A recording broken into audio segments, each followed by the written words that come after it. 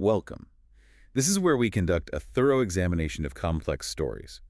We take all the sources we can find, the research, the biographies, the accounts, and we try to extract the essential knowledge and insights. Our goal is to give you the full picture and to do it quickly, accurately, and with all the necessary context. Today we're analyzing a story that is, well, it's difficult, it's sensitive, and it's a story that is profoundly necessary to understand. We are talking about the brief life and the tragic end of Dorothy Stratten. Her narrative played out so intensely in the public eye over really barely 2 years.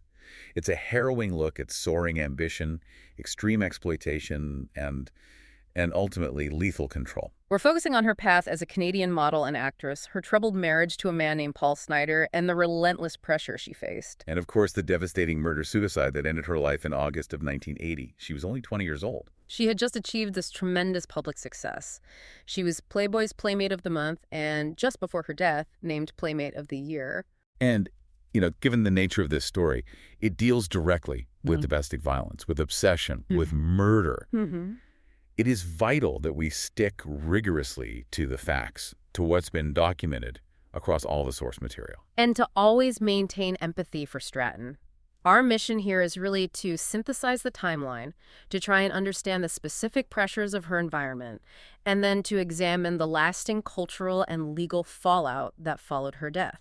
The structure is so important here because of the compressed timeline of it all. It's incredibly compressed. So we're going to chart her origins, her rapid breakthrough into Hollywood, and then focus intensely on the specific events that led to the catastrophic breakdown of her marriage. And that leads us to the detailed account of her final critical days. We'll conclude with her controversial and really her enduring legacy in popular culture. That compression you mentioned, it's maybe the most striking part of this. Her entire successful public career spanned less than 24 months. Less than 2 years. The intensity of her professional achievements and the implosion of her marriage, they happened almost at the same time. Each phase just seemed to accelerate the other. The sources give us a truly a granular look at this rapid, tragic descent. They do. So let's start at the beginning. Let's do that. Before the modeling world really took hold, Dorothy was born Dorothy Ruth Stratten in Vancouver, British Columbia in 1960. Her parents, Simon and Nellie, were Dutch immigrants. She had a younger brother and also a sister, Louise, who becomes important later in the story. By 1977, Dorothy is 17. She's attending Centennial High School in Coquitlam, and like a lot of teenagers, she's working a part-time job. In her case, at a local Dairy Queen, and this is where she met Paul Snider. The sources are very clear about who he was. Snider was 26, so nearly a decade older than her. And his profession was listed as a Vancouver area club promoter and also a pimp. Her classmates, when they were interviewed later, they painted this picture of a sweet, kind, and relatively normal teenage life right up until that point. Yeah. Friends described her social circle as a very cool group. But the moment Snider entered her life, that path just deviated so sharply. His entire professional dynamic, which was based on control and monetizing women's bodies, it immediately began to translate into his relationship with Stratten. Oh, absolutely. Snider didn't see a girlfriend. He saw an opportunity. Right. And that professional push came very, very swiftly. In the summer of 1978, he arranges for professional nude photographs of Stratten to be taken. And then he sends them off to Playboy magazine. This step immediately brings up a critical legal issue, one that really speaks volumes about the control dynamic that was already at play. The age issue. Exactly. In British Columbia at that time, the legal age of majority was 19. Stratten was only 18 in the summer of 1978. So for Playboy to use the photos, specifically for that model release form to be legally binding, She had to persuade her mother, Nellie, to sign the consent form for her, for an underage Stratten. And, that's just such a foundational piece of this story. The very first official steps of her career required getting around established legal protections for young adults, and it was all driven by Snider. It was. And within months, in August of 1978, Stratten leaves Vancouver for Los Angeles. She'd been chosen as a finalist for the 25th anniversary Great Playmate Hunt. And Snider, seeing his investment paying off, he follows her just 2 months later in October of 1978. The streamlining of her public identity started right away. Her long surname, Stratten, was professionally shortened to Stratten. Her momentum from that point was just undeniable. She was selected as Miss August 1979, and she started working immediately as a bunny at the Playboy Club in Century City. And then in June of 1979, the month before her centerfold was even published, she married Snider. A marriage that, as we'll see, became both a marker of his control and, according to some of the sources, a kind of defense mechanism for her. It's a complicated dynamic, and critically, Hugh Hefner and the whole Playboy organization, they had massive expectations for her. Right. The sources cite Hefner anticipating that Stratten had the potential for, and this is a quote, meaningful crossover success as an actress. So this wasn't just another playmate in their eyes.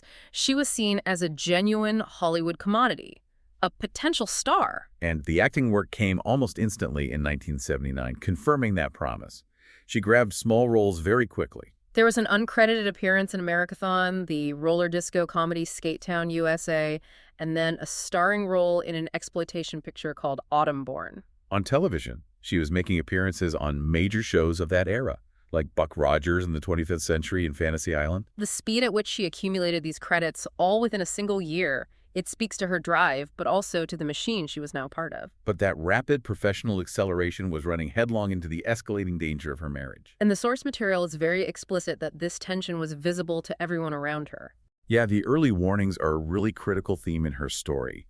Multiple Playboy employees, her friends, including another playmate, Roseanne Caton, they all reported trying to caution Stratten about Snider's behavior. His behavior was described as erratic, as troubling. Hefner himself recalled trying to warn her about Snider, though he did admit he was in a tough position to do so. And that raises a really important point about the nature of Stratten's environment. While these warnings were, likely sincere, they were often coming from the very people and the very institution who were simultaneously monetizing her image. Right, and accelerating her separation from her previous life. Which inadvertently increased her dependency on the one person who had brought her into that world in the first place, Paul Snider. It creates this vicious cycle.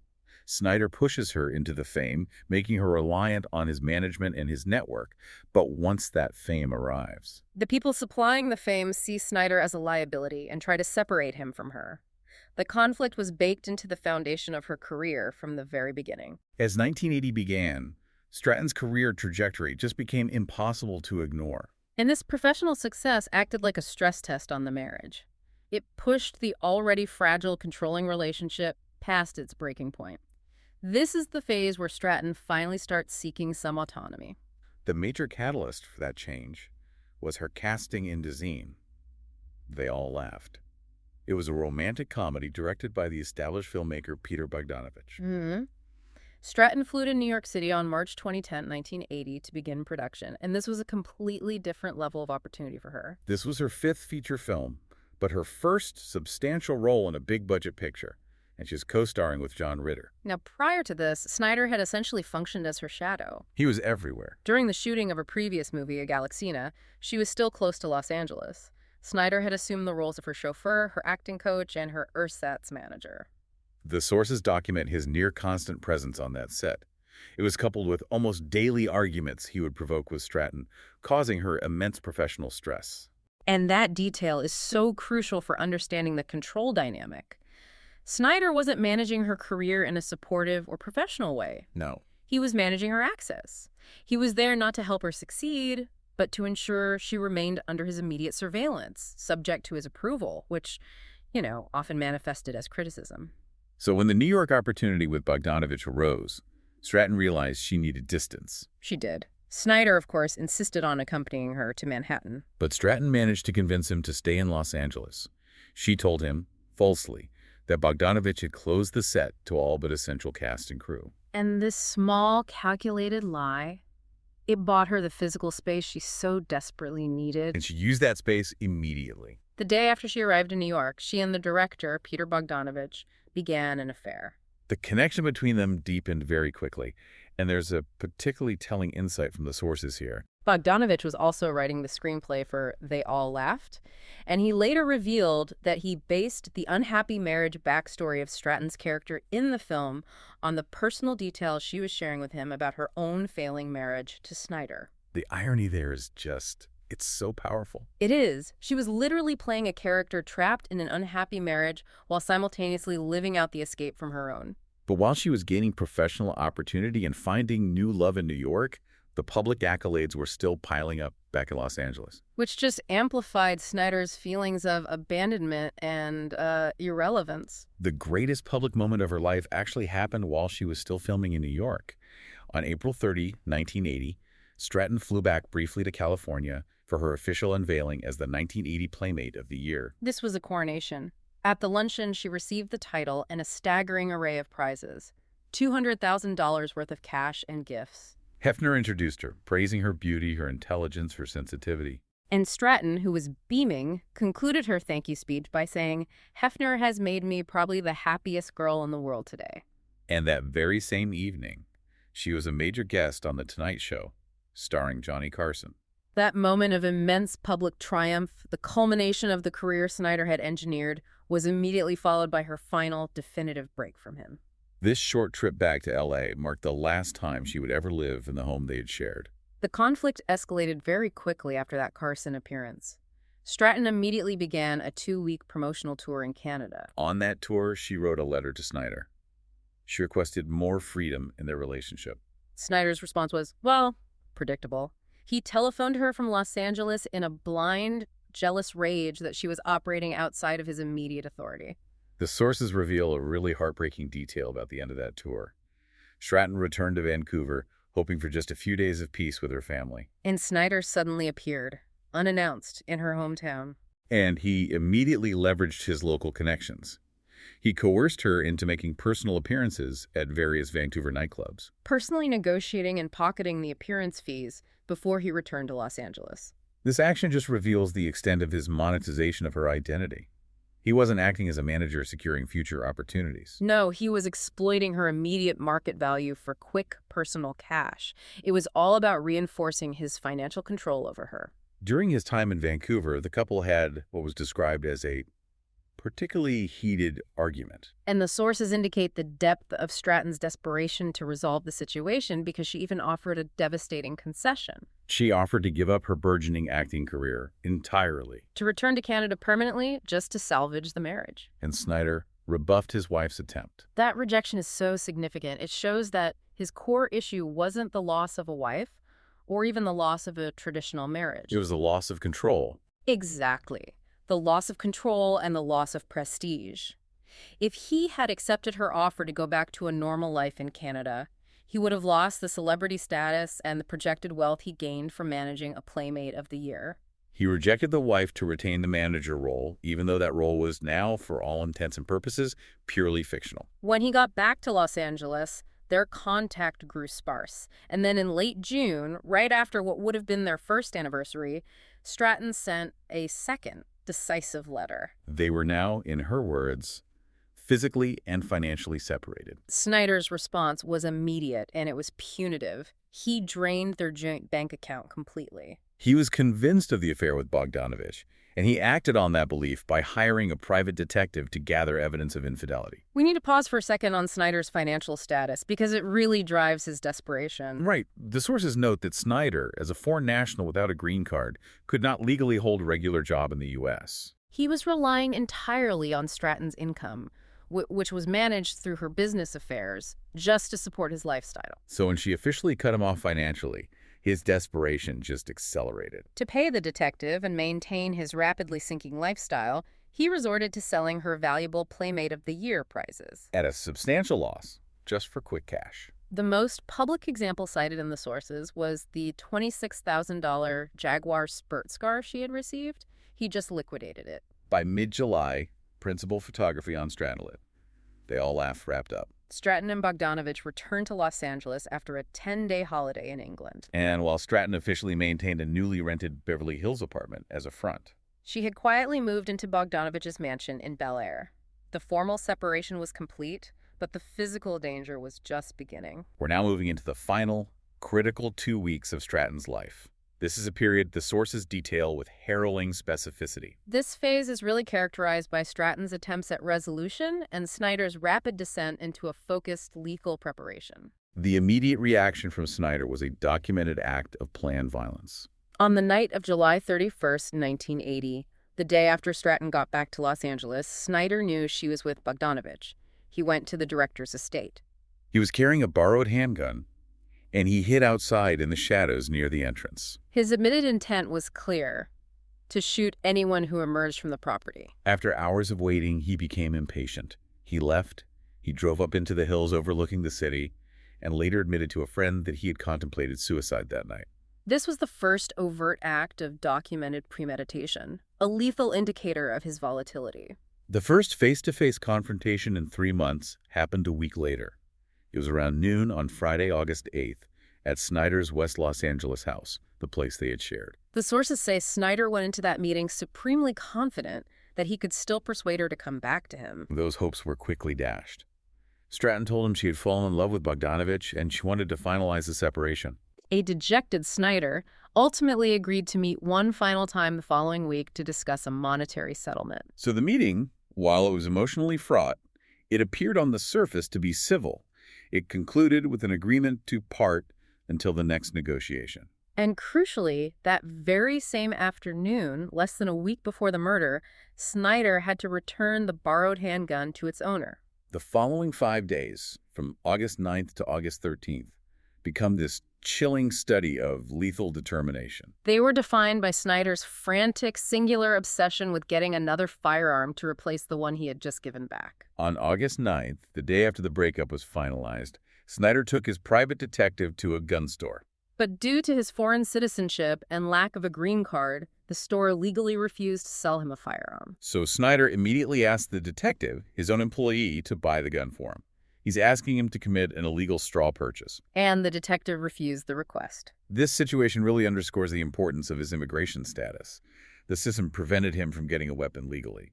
But instead of deterring him, it just forced him to seek illegal means, which speaks volumes about the depth of his intent. The next day, August 10th, Snider grew more desperate, more volatile. He met the detective again and tried to persuade him to buy a machine gun, claiming it was for home protection. The detective, recognizing the severity of this request, managed to talk him out of that idea, which likely saved himself from some serious legal trouble. But Snider was relentless. On August 11th, he tried to purchase a gun he found through a newspaper classified ad. But the sources note that he got completely lost while driving out into the San Fernando Valley. Eventually, he just abandoned the search for that day. This pattern, this methodical planning, combined with repeated failures and escalating requests, it paints a picture of a mind focused entirely on self-destruction and murder. Finally, on August 13, 1980, he succeeded. He purchased a used 12-gauge pump-action shotgun from a private seller he found through another classified ad. And because this was a private sale, the legal restrictions placed on licensed dealers were completely circumvented. That same evening, the morbid precursors began. In a conversation with friends, Snider mentioned the new gun. He claimed he was going to take up hunting. But the conversation quickly devolved into something much darker and much more revealing of his intentions. He brought up the subject of Playmates who had died unexpectedly, specifically mentioning Claudia Jennings, a former Playmate of the Year who had been killed in a car crash the year before. He then made several profoundly disturbing remarks relating to the operational issues Jennings' death had caused, Playboy magazine. He commented on how editors would sometimes pull nude photos of a dead Playmate from the next issue if there was time. This wasn't just some morbid curiosity. This was a discussion about the logistics of death and celebrity image management happening just hours before he planned to act on that impulse. This shift from talking about hunting to discussing the editorial cleanup required after a Playmate's death is such a chilling signpost. It suggests he was calculating the impact of Stratten's death on the very industry that had facilitated her fame and, in his mind, his abandonment. The final, fatal meeting was scheduled for the next day, Thursday, August 14th, around noon. Stratten arrived at Snider's West Los Angeles house. She had spent that morning meeting with her business manager to finalize the property settlement offer. She brought $1,100 in cash, which was intended as a down payment for Snider. Police later found it among her belongings. And here is one of the most agonizing details in the source material. It's a moment of tragic irony that really speaks to the psychology of victims of domestic abuse. Her manager logically suggested that Stratten delegate the rest of the negotiations, the separation, the divorce, the money, entirely to her lawyer, to ensure her physical safety and avoid any further confrontation. But Stratten refused the advice. She told her manager that the process would go easier if she dealt with Snider personally, claiming he was being nice about everything. And in a truly heartbreaking final statement, she insisted, "I'd like to remain his friend." That statement just encapsulates this deep human desire to maintain civil contact, to believe in the best intentions of a former partner, even when all the external evidence is screaming danger. She was trying to negotiate the separation on human terms. She underestimated his capacity for violence. While Snider was operating on terms of control and property. Exactly. Snider's two roommates were conveniently absent, which left the couple completely alone in the house. Evidence later suggested Stratten spent a short time in the living room. Her purse was found open there. Maybe she had just presented the cash before she and Snider moved into his bedroom. The timeline of the discovery is specific, and it just adds to the horror of it all. By 8 p.m., both of the roommates had returned home. They saw Stratton's car outside, and they noted the closed bedroom door. They assumed the couple had reconciled and wanted privacy, so they spent the next several hours in the living room. It wasn't until shortly after 11 p.m. that they finally investigated. And only because they were prompted by a concerned phone call from Snider's private detective, who realized Snider had missed several scheduled calls. The roommates entered the bedroom and they made the discovery. The forensic findings were brutal. Stratten and Snider were both killed by a single blast from the 12-gauge shotgun. And both bodies were found nude. The police timeline, which was derived from forensic evidence, indicated that Stratten was shot within an hour of her noon arrival at the house. Snider committed suicide approximately 1 hour after the murder. Which suggests a period of reflection or maybe final actions after the killing? The news broke in the early hours of August 15th. Snider's private detective contacted the Playboy Mansion to inform Hefner, who then had to place that horrific call to Peter Bogdanovich. Bogdanovich, upon hearing the news, collapsed and required sedation. Stratton's mother, in Canada, was informed later that morning by the Royal Canadian Mounted Police. It was just an abrupt and devastating end that immediately shifted Stratton's identity from a rising star to a victim. Her remains were cremated and interred in Los Angeles. Bogdanovich selected her epitaph, a moving passage from chapter 34 of Ernest Hemingway's A Farewell to Arms. And in a detail that really speaks to the depth of his continued devotion, Bogdanovich was interred right next to her remains following his own death in 2022. Stratton's death, rather than closing the book on her life, ensured her permanent place in the cultural conversation. But her memory became a battleground, and it was dominated by the conflicting narratives crafted by the men who survived her. We have to first examine Peter Bogdanovich's intense, almost obsessive determination to preserve her work. Right. Her final film, They All Laughed, which she had just completed, was released in August 1981, exactly 1 year after her murder. And it performed poorly. It had a limited run. It was quickly pulled from theaters. So Bogdanovich, who viewed this failure as a professional tragedy and an injustice to Stratton's potential, decided to take these extraordinary, desperate steps to rescue her final screen performance. He personally bought the theatrical rights to the picture. And this wasn't some cheap, limited acquisition. He paid out of his own pocket for a massive re-release and distribution across nearly a dozen major markets throughout North America in 1981 and 1982. This determination, while, driven by love and grief, came at a staggering personal financial cost. The sources indicate that Bogdanovich ultimately poured more than $5 million into distributing this film, which was, at the time, his entire net worth. This act of devotion, or maybe obsession, led directly to his financial ruin and eventual bankruptcy in 1985. The sources note he specifically lost the Los Angeles home where Stratten had spent the last weeks of her life. It's fascinating that this ruin was caused by an attempt to control her legacy.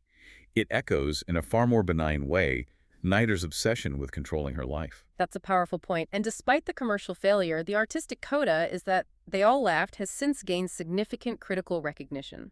It's often cited as one of Bogdanovich's best pictures. 4 years after the tragedy, in August of 1984, Bogdanovich published the book that truly solidified this narrative battleground. The Killing of the Unicorn. Dorothy Stratten, 1960-1980. This book served multiple functions. It was a biography, it was a memoir detailing his affair with Stratten, but most powerfully, it was described as a scathing feminist attack on Hugh Hefner, the Playboy philosophy, and the entire organization. And the core of the controversy revolved around a specific, damaging allegation concerning Stratton's first day of posing for the magazine back in August 1978. Bogdanovich claimed that Hefner had sexually assaulted Stratten, who was then 18, at the Playboy Mansion. We have to trace the evolution of this claim because the language itself became a point of legal contention. Right. Bogdanovich originally used the word raped in the drafts of his manuscript. But after Hefner threatened a massive lawsuit, Bogdanovich and the publisher subsequently altered that crucial sentence. They changed the word to seduced to describe Hefner's behavior in the final published version of the book. Hefner, years later, publicly addressed the allegations. He confirmed a key detail that lent some credence to Bogdanovich's version of events, which was Hefner admitted that he and Stratten had taken a nude soak in the jacuzzi on the mansion grounds, which was the alleged scene of the assault. But he vehemently denied forcing himself on her. He claimed they only hugged and said that his sexual interest ended once he learned she intended to get engaged to Snider. The killing of the unicorn included several other major allegations against Playboy's treatment of Stratten. Bogdanovich asserted that Stratten had only married Snider to block the sexual advances of Hefner, who Bogdanovich claimed pursued her aggressively after that purported assault. He also claimed Stratten loathed nude modeling and generally resented dealing with Playboy. He argued she only tolerated the work because she saw it as a necessary, temporary humiliation required to advance her true goal, a serious acting career. And finally, he made the direct charge that Hefner was partly responsible for inciting Snider's murderous rage. This stemmed from Hefner banning Snider from the Playboy Mansion just days before the murder, a move Bogdanovich suggested Snider viewed as a calculated public insult designed to isolate him. And Hefner's counter to that. Hefner countered that the purpose of the ban was benevolent.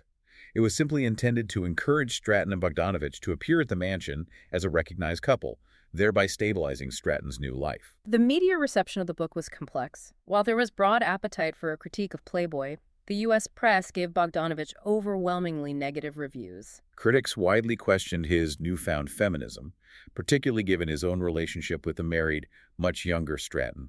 The reviews pointed out that Bogdanovich seemed oblivious to his own sexist susceptibility to the whore Madonna complex in his view of women. And for you, the listener, who may not be familiar with that specific psychological term, it refers to a dynamic where a man compartmentalizes women into two mutually exclusive archetypes.